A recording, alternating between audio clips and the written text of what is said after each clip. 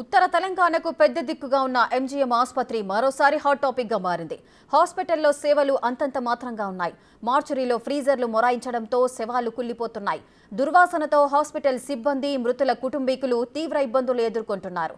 మార్చురీకి ప్రతిరోజు 10 శవాల వరకు వస్తుండగా సమస్యను త్వరగా పరిష్కరించాలని కోరుతున్నారు.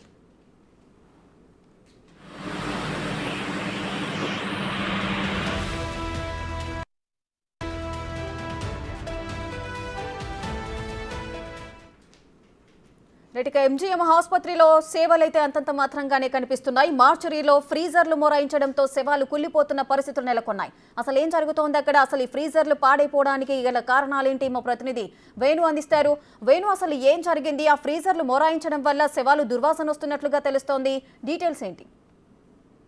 ప్రతి సమ్మర్ సీజన్ లో కూడా ఫ్రీజర్లు మొరాయించడము, అక్కడ శవాలు భద్రపరిచిన తర్వాత దుర్వాసనతో ఆసుపత్రి మొత్తం వ్యాపించి రోగుల బంధువులు ఇబ్బంది పడే పరిస్థితి ఉండేది. దీంతో గత సంవత్సరమే బెంగళూరు నుంచి దాదాపుగా 4 ఫ్రీజర్లను తెప్పించారు. అయినప్పటికీ కూడా ఈసారి సమ్మర్ మొదలైన తర్వాత నుంచి కూడా ఫ్రీజర్లు సరిగా పనిచేయట్లేదని తెలుస్తుంది. గత 3 రోజుల క్రితము మొత్తంగా 7 ఫ్రీజర్లు 23 శవాలు భద్రపరిచేటువంటి వెసులుబాటు ఉండగా అందులో 2 ఫ్రీజర్లు పూర్తిగా మొరాయించి కూలింగ్ కావట్లేదు. దీంతో అందులో భద్రపరిచిన శవాల నుంచి పూర్తిగా దుర్వాసన వెదజల్లుతుంది. ఇక ఈ యొక్క మార్చురీ ఎంజిఎం కు ఓపీ సేవలు, ఇన్పేషెంట్ సేవలు అందించేటువంటి వార్డులకు పక్కనే ఉండడంతో ఆ దుర్వాసన అంతా కూడా వార్డు లోపలికి కూడా వెదజమ్ముతూ అక్కడటువంటి ఇబ్బందులు పడుతున్నారు. రోగులైతే తీవ్ర ఇబ్బందులు పడుతుంది. సో దీంతో సూపరింటెండెంట్ కి అయితే ఈ సమస్యను దృష్టికి తీసుకెళ్ళినప్పుడు కూడా అయితే ఆ తెచ్చిన ఫ్రీజర్లు వారంటీ ఉన్నాయి కాబట్టి ఆ కంపెనీకి సంబంధించినటువంటి ఇంజనీర్లే వచ్చి రిపేర్ చేయాలంటూ కూడా సూపరింటెండెంట్ చెప్తున్నారు. అయితే 2 రోజుల క్రితమే ఆ కంపెనీకి ఇండెంట్ కూడా పెట్టాము, సూపర్వైజర్లకు సమాచారం అందించామని కూడా చెప్తున్నారు. అయితే వాళ్ళు ఇప్పటి వరకు రాకపోవడంతో సమస్య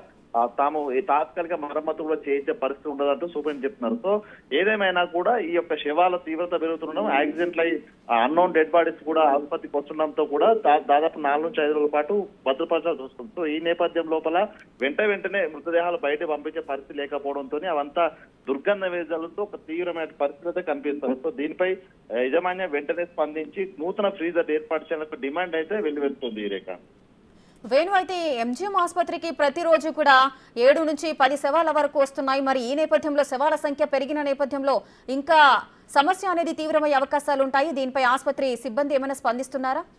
ఎగ్జాక్ట్లీ ప్రతిసారి సమస్య ఉత్పన్నం అవుతుంది. ప్రతిసారి కూడా ఆసుపత్రికి సంబంధించినటువంటి డెవలప్మెంట్ కమిటీ ఏర్పాటు చేయాల్సి ఉండేది. ఆ కమిటీ కొన్ని అక్కడ లోటుపాట్ల విషయం లోపల ప్రతి నెల రివ్యూ నిర్వహించుకొని ఆ సమస్యలు ఏంటనేది ప్రభుత్వం తీసుకెళ్లాల్సింది. కానీ ఇప్పటి వరకు ఎంజిఎం కు సంబంధించి ఒక డెవలప్మెంట్ కమిటీ లేకపోవడం, అధికారులు కూడా పట్టించుకోవడం, గత ప్రభుత్వ హయాంలో కూడా సూపర్ స్పెషాలిటీ ఆసుపత్రి పేరుతోని ఎంజిఎం కు రావాల్సినటువంటి ఎన్నో పరికరాలు కూడా కేఎంసీ సూపర్ స్పెషల్ ఆసుపత్రికి తీసుకెళ్లారు. దాంతో పాటుగా 24 అంతస్తుల ఆసుపత్రి కడుతున్నామంటూ అసలు ఎంజిఎం ను కూడా పట్టించుకోకపోవడంతో ప్రస్తుతం ఈ సమస్య వచ్చినట్టు తెలుస్తుంది. గత కొన్నేళ్ల నుంచి కూడా ఎంజిఎం లోపల ఈ సమస్య తీవ్రంగా ఉన్నప్పటికీ కూడా 24 అంతస్తుల ఆసుపత్రి వస్తుంది. ఇంకా ఎంజిఎం కు ఎలాంటి న్యూ ఎక్విప్మెంట్ అవసరం లేదంటూ గత ప్రభుత్వం చెప్పడంతో ప్రస్తుతం ఉత్తర తెలంగాణకు తలమానికంగా ఉన్నటువంటి ఎంజిఎం పరిస్థితి ఇంత అధ్వాన్నంగా మారింది. కానీ ఇప్పటికైనా నూతన ప్రభుత్వం ఏర్పడిన తర్వాతనైనా ఎంజిఎం ను పట్టించుకోవాలనేటువంటి ఒక డిమాండ్ అయితే వెళ్తుంది. సో చూడాలి. దీనిపై ఇప్పటికే పలుసార్లు ప్రభుత్వానికి వినతి పత్రం అందించామంటూ ఆసుపత్రి వైద్యులు అయితే చెప్తున్నారు. సో దీనిపై ప్రభుత్వం ఎలా స్పందిస్తుందో వేచి చూడాల్సిన పరిస్థితి ఉంది. రేఖ